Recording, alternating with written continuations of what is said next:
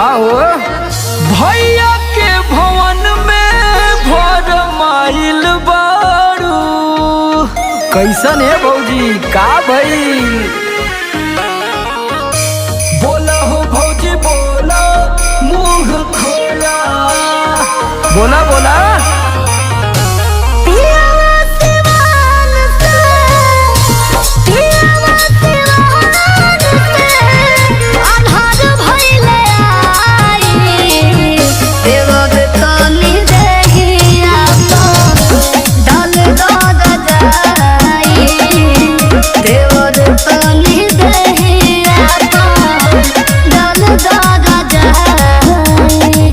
ढेर सिहरावन लगता का ये भौजी?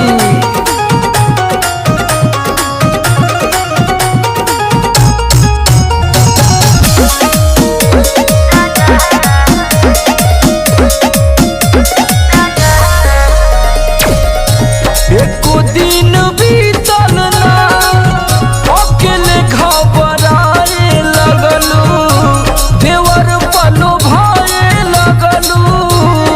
काहे हो रहत छत कर मोर सैया, देवर कुछ करो पैया। तो धीर धर भौजी जानी डोला। तो का करी हम ही बताई। भोल बाप जाने हमरा, भोल बाप जाने हमरा, लगना भारी। देवर तनी देहे आपा, डाल दर जाई। देवर तनी देहे आपा, डाल दर जाई।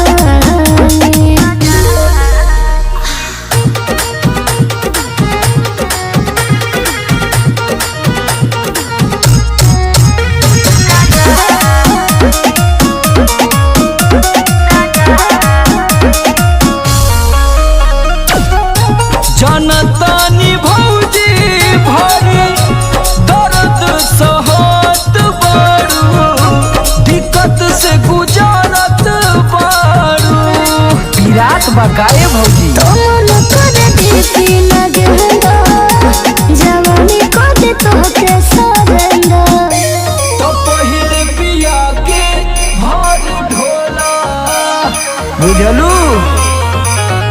फेर देत समर तनी, का फेर देत समर तनी, कमर पे खलाई।